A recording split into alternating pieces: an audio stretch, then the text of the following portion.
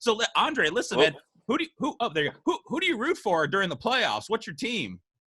Well, I have a special place for the Lightning, obviously, all the time. I spent 5 years there. I loved it in Tampa. I still miss Tampa so much. So Tampa all the way, even though I'm based here in Montreal. I watch Montreal, but they're not my team really. I like the Lightning, and unfortunately for them, I know they have some injuries there, but I hope they can go through Torts and Columbus this year and make it happen, especially with what happened last year. So what do you think? Because, Coach Cooper came out yesterday and, he said, hey, what happened, it's in the past. We that was then, this was now. I don't believe any of that. I love Cooper, but I know it's a different team and there's some different players, but I think there's different players because of what happened in Columbus, last year. And I think they had to change the team around. And I think if anybody wants this, I think Coop wants this more than anybody. Oh, no kidding. And even the guys, but I think that's the right thing to say to the media, but in the back of their minds, every player for sure have that, still fresh in their memory. They were up, I think 3-0 that game one, went to overtime, lost that game, and then they lose the series in 4. For sure, it's still in your mind, and you're like, this is a perfect scenario to get our revenge and prove, that we're a good hockey team, and they are. Even though every team faces injuries, and even though I know Edmund, I'm not sure if he's ready to go for game 1, but Stammer I think is not ready. But they still have a lot of depth players there with the Kucherov. Cirelli and Johnson, all those guys, Killhorn, they have to step it up for sure. Braden Point, so they got to step it up and make a statement that they're the better team. If I held up a picture of John Tortorella, what's the first thing that comes to your mind? What are your first thoughts? On Torts, depends if I had a couple beers or not. I mean, oh no, I think I might need to talk to you in a few hours. No. I mean, Torts is. Here's what Vinny said. I interviewed Vinny this year, and Vinny said his appreciation. He didn't have an appreciation for Torts until after he got done playing. I feel like that is that how it was for you? You didn't have an appreciation for Torts until you were done, or? Yeah, I know he's hard on that, and we saw a good example on the bench in the Toronto-Columbus series. I don't know if some of you watched that series, but Pierre-Luc Dubois is probably their best player for Columbus, and Torts is just giving it to him on the bench. All the cameras, everybody hears and sees that, but that's Torts. He did that every week, every 3 games, whatever, he would come out. So that's him, but he tries to get the best out of you, and it works with a lot of guys. Some guys probably didn't work, but it's his way to kind of get the best out of you. And it's a good point that Vinny brought there, by mentioning that. And I had some good times with Torts, but there's some other situation that, I probably didn't appreciate that much, the way he handled it. But he's a hothead, kind of like me too, when he snaps, he just goes and speaks his mind, and I did that too. So I think that's why we kind of collide. We're kind of similar, but a lot of time he would act and do something, and that after I think he'd feel bad or kind of apologize and say, it's not really the way I wanted to do it, but on the moment, that's how it came out. So, but he's had success, he's had success wherever he went, and that's the way he is. And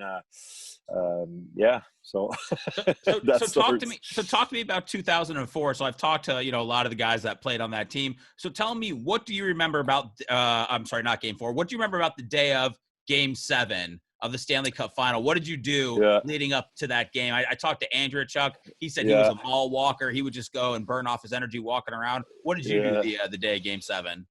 I got up, started drinking, getting hammered because I wasn't dressed game 7. So, but that's one thing that was pretty tough because I played 21 straight games, and I remember in the finals there, Stillman wasn't having the kind of finals that I think Torts wanted from him. So Corey Stillman got sat out game 5. So they brought in Ben Clymer that didn't play all series. So Clymer, so obviously was skating like an Energizer bunny, was everywhere, blocking shots, finishing check.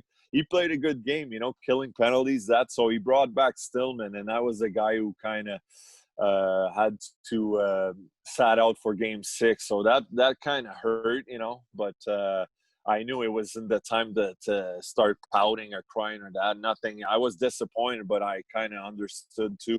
I was hoping game 7, I probably get a chance to be back in the lineup. We won that game 6 in Calgary in OT with Marty St. Louis' goal, overtime goal. So I was hoping game 7 I come back, but then they kept the same lineup as game 6, obviously. So, I was it was sad, it was tough for me to swallow, but I understood the situation. So I was still nervous, and I was rooting for our team. Obviously, I just wanted to raise that cup, and I knew I was still part of that playoff run. I contributed pretty well, did my thing in the playoffs there. So absolutely, it was tough. It was tough. Like I said, I got up, and I don't know. I did start drinking, I think, in the afternoon, because I was like, yeah, man, this stuff. But then I got to the rink and the lounge. I started chugging beers. I was like, man, my season's over, so I might as well. When I knew the game was going to start, and I wasn't in the warm up or nothing. Oh, let's get hammered. So that's why I'm on the ice. I'm skating everywhere. You see me on TV sliding and doing thunderbugs, like stuff, spinnerellas, 360s, whatever. I was just having a good time. And after speaking with a couple of my buddies and family members too, they were right. They're like, you know what, you deserve it as much as anybody else. You missed 2 games out of the 23 game run. I fought, I hit, I scored a first goal of the Tampa Bay Lightning series against the Islanders, top shelf on Rick DiPieto. Thank you very much. No big deal. And so I was like, you're right. I'm going to go and enjoy this cup for sure. So when we finally, the buzzer rang, and everybody was going on the ice, I was just so happy, and so much stuff going through your mind, all the process, things you've been through your whole life, so it was a great moment. How did Torts tell you that you weren't playing game 7? Did he tell you like right after game 6? How'd you know going into game 7 that you weren't playing? It's pretty much in the morning. You kind of know right away. The way we function, the lineup would be on the board. When you walk in at the rink in the morning, the lineup would be on the board, and guys not playing in the corner there, so there's no conversation. It's just like, hey, there it is. No, yeah, exactly. So you go on the ice, and did we skate? Yeah, we did go skate, but at that time of the year, it was more shooting pucks and empty nets, and that. So I saw my name, and I was like, oh my God, man, I'm not playing this. It's just because it's just a dream come true. It's just I wanted to be on that bench and just go nuts. But I still, like I said, I went on the ice after, but just to be in the action, play the actual game would have been wow, But I did the, Were you conflicted, Andre? Were you conflicted because you said you talked to a couple friends? Did you have weird feelings because you didn't actually play game 7, so you weren't sure if you actually deserved the cup? Yeah, I was more bummed out. Seriously, on the way back, I remember leaving the rink around noon, 12:30. I almost felt like I was gonna cry, big tough guy. But I was like, in my current, I was like, man, I can't. Like, I was so. I had mixed emotions, sad and just disappointed a little bit. But like I said, I understood. I'm just happy we did win the cup, but I would have want to be part of it. So I was on the phone all afternoon, talking with everybody, and I'm not playing. And it was tough, but yeah, mixed emotions. But like I said, at the end of the day, we did win the cup, and I think I was part of the team, and I was just happy to raise that cup on the ice there at that same night. So absolutely. Now, did Hulk Hogan come with you, or did he just show up on the ice? We see that picture. That's your Twitter picture. Where'd Hulk Hogan come from? Coffee Bailey's. Oh. No. Yeah, Hulk Hogan. He was. I think his daughter Brooke was doing the anthem every game, and that year, and Hulkster was there. He was at the final games, and they would bring him out like on this little cart there, and he would like go, "Hey Tampa Bay, let's play hockey," like then the crowd, and I was a big wrestling fan too growing up, and I was like, that's cool, and I remember when we won the cup, everybody comes on the ice, and Hulk Hogan was there. I think his buddy, he was part of a duo called Nasty Boys. I think he had the mullet there, Yeah. So they were on the ice. I was like, man, I got to go see him. So I went see him, give him a handshake, and then I don't know. We started doing like wrestling moves just for fun, and I was just acting with them, just having a good time, with Hulkster. And I think our camera guy got a couple good pictures with me and Hulkster. I still have some in my basement, actually. So pretty cool moment for sure, All right. So I was talking to Jay Feaster a few weeks ago, and he told me about a players-only pool party that happened the night after, and there was a party at Andrew Chuck's house, and I guess somebody said, let's get in the pool. And I guess everybody's saying it was you. You told everybody to get in the pool. The Stanley Cup was in the pool. Then the guy that handles the Stanley Cup got upset. But apparently there's no pictures from that night. Was that you? And what can you tell me about everybody jumping in? Yeah, I think I don't remember the Stanley Cup guy being there. I don't know if he was there, but he let us pretty much do what we wanted with the cup because, we were at Andy's, obviously. Champagne, beers. We've been drinking for a couple hours, and we were at Dave's house there and drinking in a cup and just having a good time. It's like, man, we got a pool, and with our suits on, I was the first one to just jump in the pool, and I think I might have brought the cup with me anyway, just like And then everybody started jumping in. Lukowicz, Collimore, Andy, Vinny, I think everybody, Mo, Freddie Modine, and Rusa, everybody, we're all in the pool, and we're just all dressed up in our suits with our shoes on and just having a blast. It was just a fun time. You see it every year. I think teams, I think Pittsburgh had some footage of that on Mario Lemieux's house, whatever, but we did have a good time that night there, everybody in the pool, and just a good time.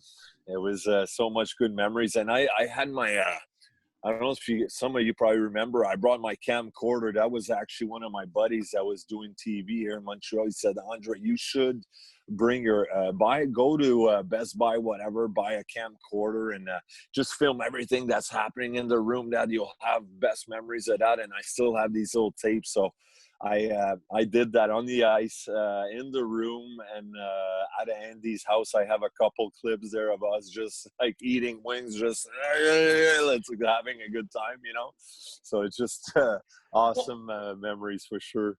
From what Feaster tells me, the Stanley Cup guy was there and he wasn't happy at all that you guys put that in the pool. So really?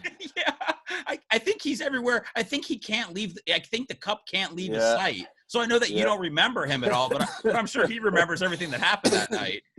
He probably remember. I don't remember him because he didn't interfere with us at all. We were just doing whatever, we went streaking. Let's go streaking, bring the cup on the main avenue, whatever. No, but I mean, he just let us do whatever we wanted. I think so anyways, unless I can't remember. But it was just, I don't know, probably he was we were happy. That's the main thing, So tell me, Andre, what'd you do the day that you got to spend with the cup? I had a pretty good day, complete day for sure. One of my buddies, again, the one that told me go get a camcorder, he worked on TV. He had done some things for Marty Brodeur before too. Marty Brodeur won the cup with Jersey back in a couple years prior to us. So he was Andre, because I became good friends with him too. He kind of, we clicked. So he was calling me and that. So he's like, Andre, your Stanley Cup party, do you want me to kind of, organize your day? I was like, well, I don't know what you got in mind. So obviously he played in a band. So he had a little band. He was a drummer. So So what he did is, so I'm like an hour and a half from Mont Tremblant, which is like Whistler in Canada, or if you go to Aspen in Colorado, it's kind of similar like that. So we went to Mont Tremblant. It's mountains, golf. In summertime, it's all golf, and wintertime is skiing. That. So I got a bar restaurant there just for all my family and friends. So there's like 150, 200 people. So I had that reserved for us. But the day started at my house, and I remember the night before, I went to see Vinny in Montreal, and I left his party, I think, at 3:34. So I was like, I gotta go. He's coming to my house tomorrow morning. So he showed up, I think, at 9:30, 10. So it was just my family at first for 2 hours, 2.5 hours. From there, my buddy had an helicopter. I live by a golf course, so the helicopter landed at a golf course here. They flew me to my hometown, which is 20 minutes away from where I live here. So I flew in the helicopter there. I actually I did I asked my wife to marry me that day, so I put the ring in the cup. So that was a nice moment. That's a move right there. How'd you do it? Were you like, hey, look in the cup, or what? How did it all go down? Well, she was kind of looking outside that. So I was like, hey, look in the cup. She's like, no, I can't. I don't want to be sick. I was like, look in the cup. Like she was like, no, I'd rather look outside. I was like, hey, seriously, look in the cup. Stop fooling. Like she was like, she did it because she felt like not too well, you know. So and then she finally looked like, what is this? As you just opened it, then she saw the ring. She was like, oh, whoa. So I was like, yeah, it's happening, baby. Yeah. So anyways, so I was like, would you marry me? And, oh, yeah, it's so sweet. Anyways, so. Has anybody else done that? Has anybody else used the cup as an engagement that you've known of? No, from what I read, I was the first one to do it. And, you know, I think maybe there might have been some other guys who did it after, but I think I was the first one to do it. So that was a nice moment, you know. So Stanley Cup day, and also a proposal. So it turned out pretty a fun day, party day. So from there, I went to my hometown, 2 hours signing autographs. A lot of people came out, and from there, I went to Tremblant, that place I was talking about, and all my family at night, we partied there till about 4 or 5 a.m. So it was a pretty fill up the day, you know. It was fun, and we had a good time. Obviously, you know, you spend one day with it, so I wanted to take advantage of it at the max, and I think I did that. Oh my God, I think you did. It was fun. It was fun, yeah. They should have let you have another. You packed it up. They should have let you have 2 days with it. Oh my God, yeah. I wish I could have had it a little longer. It's just it goes by so fast too, you know. You just and pictures. Everybody's like, you know, my buddies are getting hammered, grabbing the cup, and I remember the cup guy. No, don't do that. I can't do that. I had to go tell my buddies, settle down here with the cup. It's not a, you know. Oh my God. Andre, I want to know which do you remember more, your first fight in the NHL or your last fight? Or maybe just the ones in the middle. Yeah, first fight I do remember. Last fight I finished with Calgary in 2009, so I don't know last fight. I probably would remember my first fight, first goal, and you know, first game. So I was with the Boston Bruins, drafted by them, and I fought the first fight was Todd Simpson, who was playing with Calgary Flames. Yeah, and I did all right. I think I was a 21-year-old at that time. So, yeah, I fought Todd Simpson, lefty. Did okay, hang in there, you know, for a youngster. And, yeah, it was maybe I would say I wasn't as confident. I think I was impressed by I remember my first 2-3 years there. You know, it took me a while to kind of say, hey, I'm here and you're part of this, you know, just being in the locker room. I remember Ray Bourque, you know, Adam Oates, Kevin Stevens, also Rick Tocchet was there at one time too. Cam Neely was kind of trying to come back from injuries. So just seeing all those guys and playing against guys that you've seen on TV, I think mentally I was probably not ready at that time, you know, but Yeah, I eventually went over that step and finally, believed that I belong in that league. So Andre, yeah. how do you think your style of play would fit into today's game? Oh, I'd fill in the net for sure. 30 goals, do whatever I want. I'd be like Tom Wilson. What do you want? You want to? I'll slap you.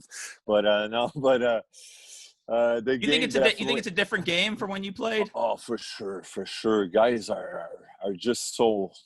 There's no. I don't know. There's a little bit of. It's not like back in the days, guys. There's after whistles, a little tussle and pushing and that. But it's guys are okay, tapping on their, tapping. Hey, good job, buddy, and that. But it's not like playoffs. Sometimes I'm like, man, there's not. I miss the hitting, the feistiness, the rivalry. You gotta, you gotta hate. I hate using that word, but you gotta have that in mind. That I'm here to win. I want to win this game and this series, and I don't like you. Even if it's your best buddy playing on the other side, that's the way it was back in the days. Now I think you don't have that as much. I know it's a faster game. It's more about speed, skills, a lot of guys, but I like the way the game is. It's really fast, don't get me wrong. But I think the part of, the physicalness, just guys getting hit that next time they go get the puck, they're like, oh, no, not this guy again. You don't see that as much, But I'd love – Oh, I'm sorry. What would you? No, but I just to finish, I'd love to play in today's game just because, I'd focus more on playing the game. I remember when I played, I'd focus more on hitting and maybe fighting some guy, trying to change the momentum, and now I'd be able to maybe play a little more the game, and contribute a little more offensively, So, but What would you say to a guy when you'd want to go, when you want to fight him and he wouldn't want to put the gloves down? What would you say to try to get him to go? Did you have anything particular? Yeah. Any go-tos? Yeah, I just go, hey, you want to go? No, not right now. No, we're going. Let's go. We're going now. If you're not going, I'm going to run your goalie and take somebody's head off. I don't care. You're fighting me, then I – but the trash talk was crazy stuff that we'd say. I know you got to be careful with what you say nowadays, but we'd call each other a bunch of names, talk about your mama or your wife, or just kind of you know where I'm going with that. But people are like, oh my god, but that's how it was. You try to get under their skin to get them maybe to get pissed off and maybe fight you, or that's how it was. Like if you'd say no to a guy, let's say you're up 2-0, and I know they want to change the momentum or try to get something going, you'd be like, no, we're up. Then you see the other guy, or I do that. I'd go and maybe after a scrum, try to grab somebody, punch him in the head, cross-check him, start something basically, or I just go and put the puck in the corner and try to run some guy, jump in the air, try to concuss him or whatever. Just make a statement. You better fight me or I'll hurt somebody out here, But that's how it was back then, It was, I'm talking like it's 30 years ago. No, but if we go 15 years back, whatever, 20, 15, 10 years, maybe more 15. Yeah, that's how it was. You try to get something going, and that's how it went, So I like your threat of running the goalie over. I feel like that would work most of the time. I'm going to kill your goalie unless you fight me. Yeah. But if you just go to the net, and just like the puck would be, the goalie would freeze the puck, you'd go in with your stick, somebody would come, boom, let's go, boom, drop your mitts, grab him by the jersey, the eye gouge the eyes. No, just kidding, you can't do that. But just get something going, and I remember on the bench, I would just say, okay, we got to get something going here, right? Let's go. So just put the puck corner. We're going to run somebody, and, I'll try to fight, whatever, try to get something going. That's how we're the energy line. We're the team, the line that needs to. And sometimes, that's what I meant. Like sometimes, teams are trailing and they put their forward line and they're just kind of going through to do something, run somebody, try to, you got to try to change the momentum. Like Dubois, like I love that Dubois kid, but let's say I'm Toronto when he cross-checked Muzzin and Muzzin almost left on a stretcher, you know. I know it's the playoff and you don't want to put your team in a bad situation by taking a penalty, but nobody really went to Dubois the game after or just try to fight him, make a statement or whatever. You know, it's, I don't know. I guess back then it was maybe more like that, you know, so. Yeah. Andre, when did you start thinking? I mean, you've got such a huge personality, and I know you've always been this way. When did you start thinking about life after hockey? I didn't really think about life after hockey, honestly. I played hockey while I was in it. I just, you know, I at the end I started thinking a little bit, you know, what am I gonna do? But I always had a great relationship with the media. In Tampa or Montreal, they always liked me. I remember when we'd play Montreal, you know, they'd come up to me for quotes, for funny quotes, and I would give them whatever they want, you know, and they laugh and they always, you know, Andre, always funny, always have the perfect. So I thought when I stopped hockey, it would have been easy to kind of go in the media, you know. I was like, man, I'm going to stop hockey and they're probably just all going to call me and offer me some sort of a job, but it wasn't like that. Seriously, I quit. I quit not because I wanted to, but I remember in 2009 with Calgary, I finished, and that summer I was trying to find another contract somewhere, and did happen. So I was at home working out, and then September, October, November, then I had an offer in the KHL, but that was the team where Chris Simon was. That team wanted just guys that fight and start brawls and that. And I was like, man, do I really want to go there? And I heard then I called a couple guys I played with, Russians, you know, and asked them about that city, that organization. They were like, yeah, I think that's what they want from you. And they don't always pay their guys, you know. So I was like, do I really want to go there? And then I'll have to go in the office. You're going to give me my money. Then the mob's going to come after me, and I'll finish in a trunk somewhere in Moscow. So I was just kidding. I love Russian. But anyway, so I was like, oh, man. So when December came, then I knew it was kind of over. I called some buddies in Switzerland, Germany, whatever. I was trying to, but every team, they're allowed to certain imports. So basically I was like, man, this is over. So it was tough. And then I think when playoff time came the fall in 2010, then I had the RDS, which is like ESPN or Fox Sports, whatever. They called me to come in and do some little interviews during the playoffs, you know. So I did that, and then the next year I started going in the media once a week, and that's how it started. And now I'm doing media stuff. You know, I have a show where I go on the road. I go see most of the French guys around the league and kind of have fun with them. Go karting, bowling, whatever, just trying to get them out of their comfort zone. So that's pretty much what I do. But I remember doing on Sunsport, you know, in Tampa, I do interviews with guys rapping with Wow or Santa Wow during the holidays. I'd wear a beard. Santa. So I do that too in Tampa if I could, you know. I'd love to do something. I thought about it, you know, but obviously I know it's not easy, and everybody, you know, wants to do that. But anyways. Yeah, remember Dinger was doing it for a little while, you know? Yeah, exactly. Dinger was doing TV, color TV or whatever. So, yeah.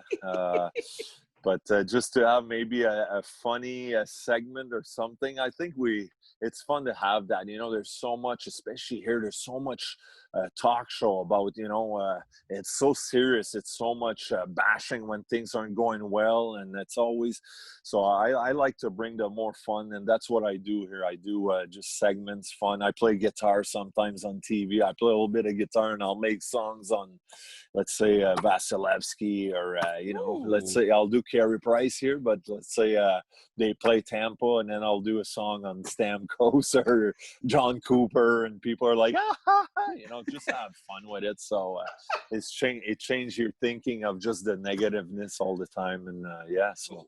Well, Andre, this is going to come out. This podcast comes out on Wednesday, so we'll already be a game into the Tampa Bay series. What do you think? You think the Lightning can get this done in quick fashion and make up for last year? I know it's only the first round, but you think they can make quick work at Columbus? I think they're a better team, even though Stammer's not there. And Victor Edmond, I'm not sure for game one, but they have a lot of depth. They have a great goaltender. You know, we had Nikolai Habibulin. I think to win, you need good goaltending, and Vasi has that, I think, for the Lightning.